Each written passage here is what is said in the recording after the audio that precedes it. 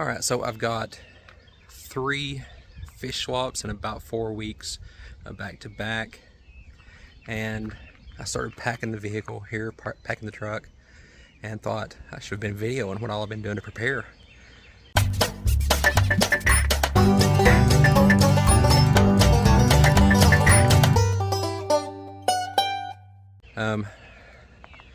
So all day today, this morning, I've been sorting stuff, and I sell at the swap meets and stuff, not just live fish, but also stuff like fish foods, botanicals, as you can see there, pleco caves, equipment, used and new equipment, all kinds of different stuff. But I've been sorting the different stuff in the bins, making sure I had it priced, labeled, all that kind of stuff, and beginning to play the Tetris game of loading the truck now with the dry goods. So I'll try to get some more shots of me prepping the behind the scenes stuff, and then we'll show you some of the swap footage too, to kind of show you what I go through to prepare. I'll start bagging fish up later this evening and go into the, as they say, wee hours of the morning bagging fish, and head out about sunrise for tomorrow's swap. Okay, so I'm out here in the fish room. As you know, earlier today I sorted and packed up all of my dry goods, made sure I had them labeled and priced and all that, got them loaded in the truck. They're not where they will go in the truck because I got to play a little truck Tetris with them later. But I got that done. I came out here about 2 o'clock. Forgot to video because I normally don't video this stuff, and my mind's just going 90 miles an hour trying to get everything taken care of. And I sorted a few fish as far as ones that I knew that would be hard to get out, like some juvenile shell dwellers. Started working on those, and bagged up some plants and did a few things there. Now it's about 6 o'clock and it's time to start bagging fish. Just a warning, the fish room is chaotic right now. I've been moving stuff around and it's always a mess, but something I've been continually working on. But I'm going to show you. I'm going to set the camera up and let it just go while I bag fish, and maybe I'll tell you what I'm doing a little bit. Maybe it'll be some music, but you'll see whatever it happens to be.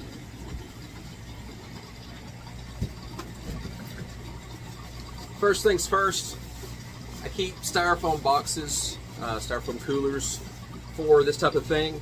I keep them up there on a shelf, sort of shelf above the fish rack, and I'll set one of those in the floor down here so that I can put the bagged fish in there.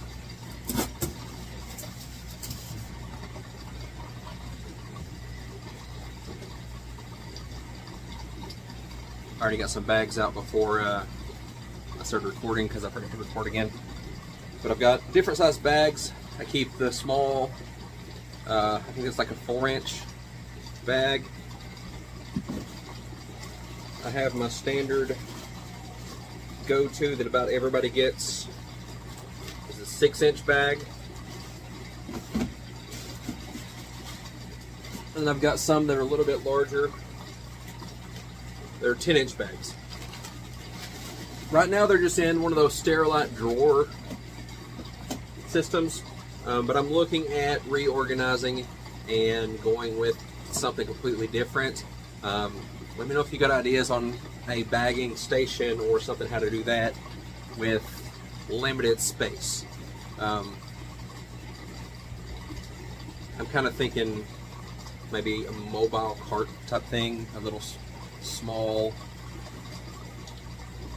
like what would be used in a utility room to hold detergents and stuff, maybe. So let's get bagging.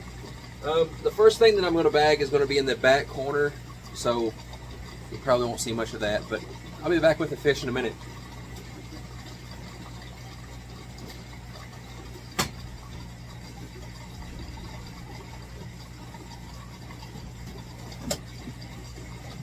Alright, so normally I'll bag the fish up and I'll write on the bag with a paint marker. I prefer paint markers over Sharpies. paint markers work so much better. Get an oil-based paint marker. Different colors are available if you like purple, black, blue, green, red, whatever. I would think a darker color would work better. I don't think that like a white or a yellow would be seen. But normally I write what it is, how much, and all that on the back. First few, I'm not getting into a whole lot of detail. I figure people can tell that that's a beta. I'm not going to list out colors and fins and all that kind of stuff because betas aren't really my thing. And I've just got some that I'm going to sell and send on to other people. And so I'm just marking them with either male or female, and I'm going to price all the betas all at one price just to make it easy. So I've got some betas. And always make sure that when you go to the swap, it's a good idea to take an extra marker, an extra pen to write with, a notepad, and rubber bands, bags, and a towel of some sort. Because there will be emergencies that you'll need to rewrite stuff, that you need to take notes about stuff, that you'll spill water and need to dry it up, that you'll need to rebag some stuff. Just be ready for that. Alright, gonna go get some more.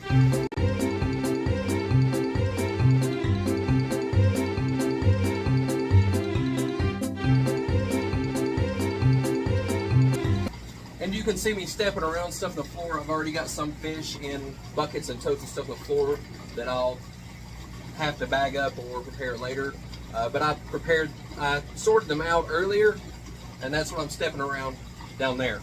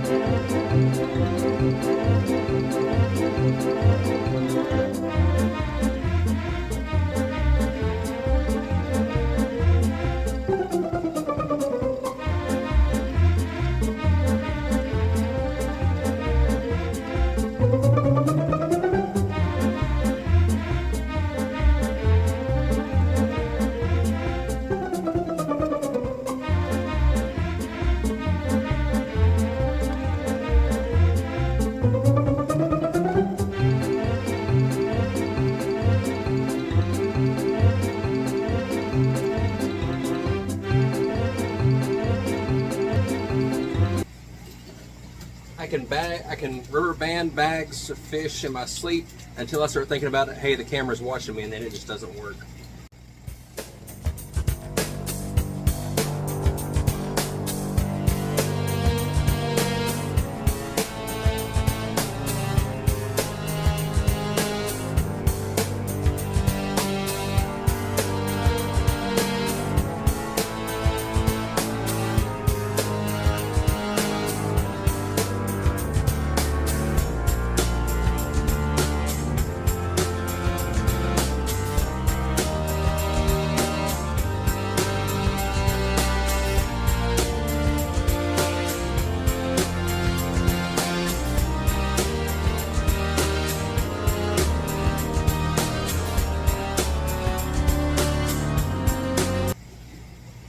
Got more betas.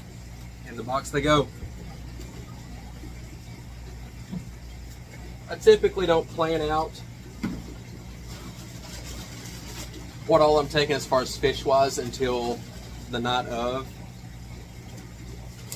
or the night before the swap, because I hate to promise things and tell someone, hey, I'm taking the Montezuma, I'm bringing a pair of Montezuma swordtails, and then they're not looking up to the top quality, or for one reason or the other, I get tired before I get to that tank and I don't get them dipped out. I hate to promise something and then not have it. So I usually don't even plan out what I'm going to take. I have an idea in my mind, but as you see me bag stuff, you might see me like focusing into a tank, and a lot of times what that's doing is I'm watching the fish, seeing are they behaving well, Are they acting right? Do I see any illnesses or anything that would prevent me from taking them? And also, are there enough of them in the tank to take that I won't deplete my own stock beyond recovery? And I'm bad for that. I'm bad for overselling or giving away fish to such a high level that I give away all my females of a certain species or all my males or something, and then you can't breed if you don't have both genders on most fish. I gotta get back to it.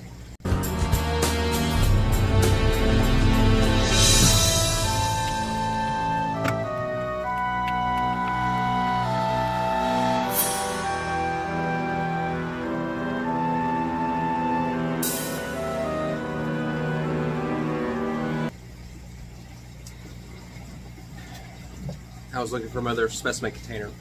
Didn't know what I did with it. Apparently I used it earlier to sort fish out. Still has fish in it.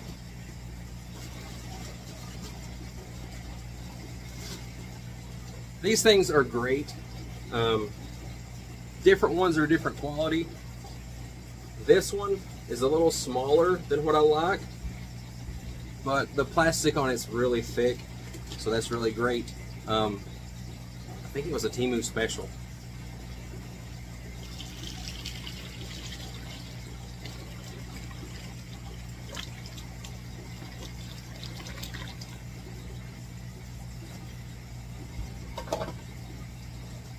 But typically, I want about that much water in the bag so that I can bag it up and have over half of the bag air.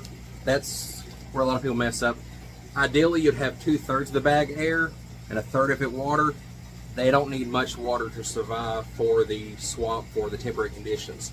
The air is the important part, because this is where their oxygen will come from, exchanging down the water. Not what oxygen's in the water. They'll go through that and start pulling out of this.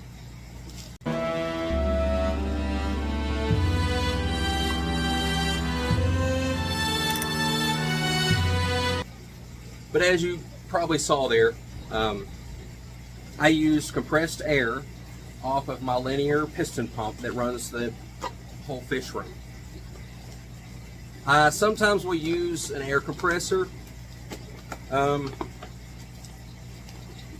I'm going away from that just because of the concerns of the oils and stuff that are used in the air compressor. It gets a higher pressure in the bags, but I don't want to risk it with getting oil in the bag. What do we have here? I think I counted them before, but then I lost count. Looks like we've got 5.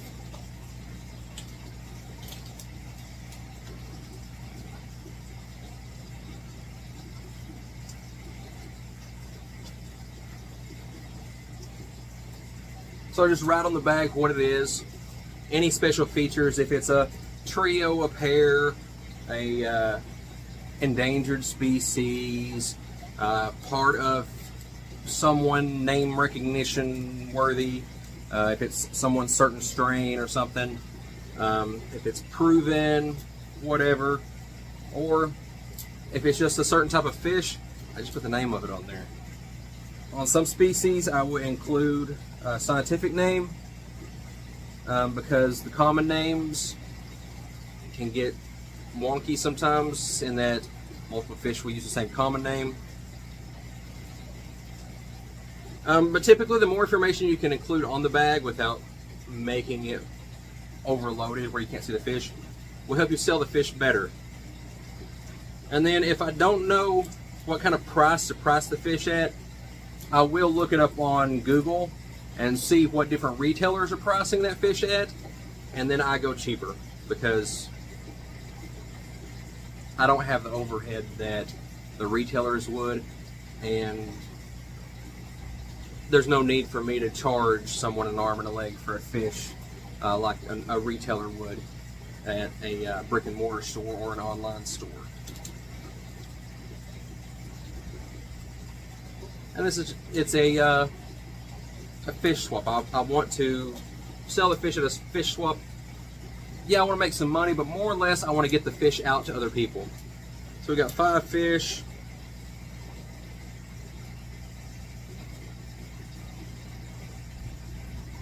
We do $5 a piece, that's $25. These fish go for more than that retail. So we'll do 25 on those.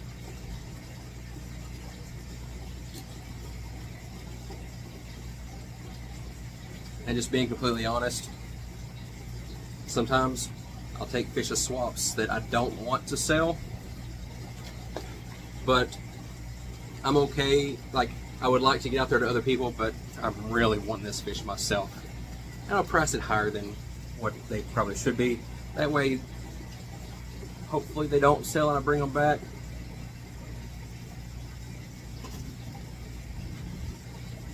I don't know why I do that, but specimen container. I forgot what I was looking for.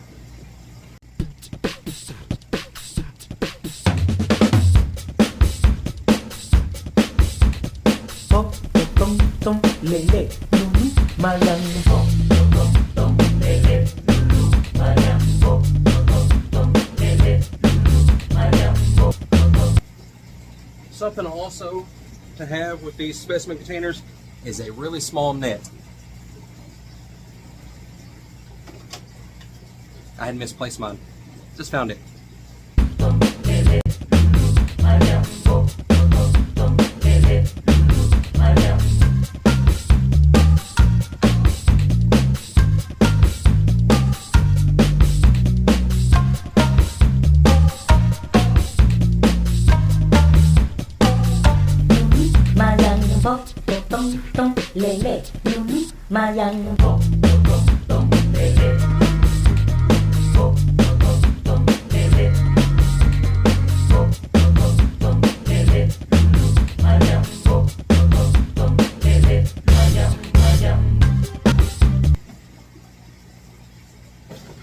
These little shell dwellers are more hassle to catch and bag up than what they're worth, I think.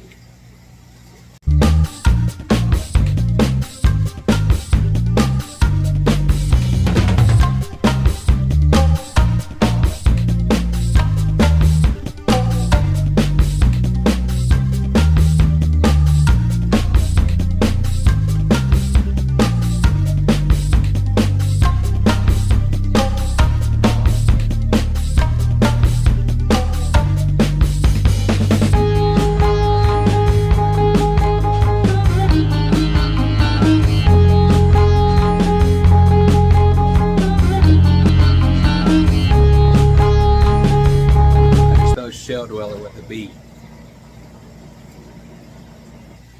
Shell dweller.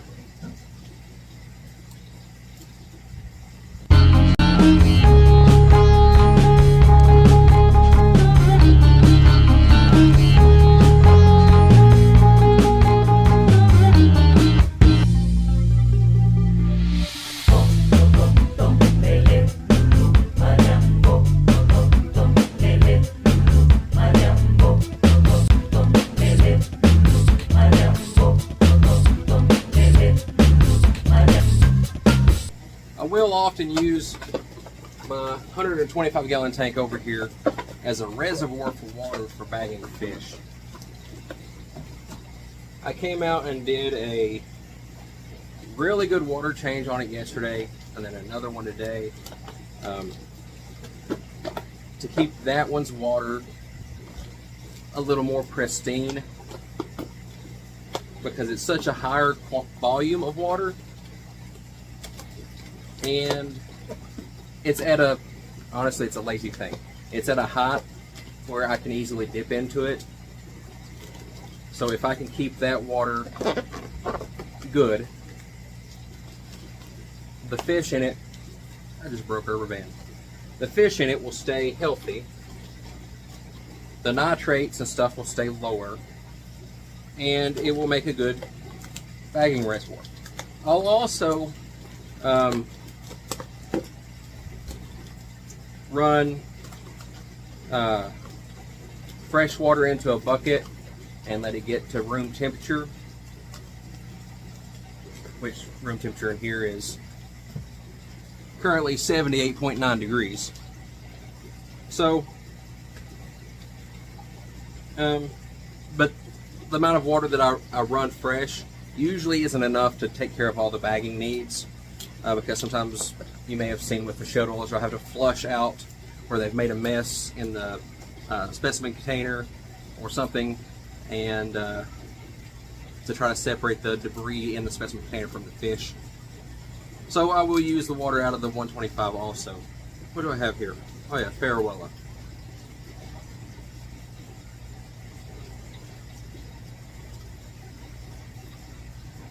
So I have no idea what Farewellas sell for. So I use a phone. And I'll just Google Farewella catfish. It's also good to be able to Google it so I can see how to spell the name correctly, or I'll put a B in Shellweller.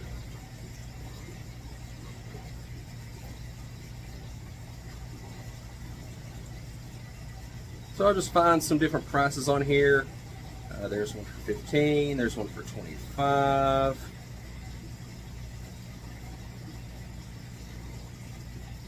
Another for 15, another for 15.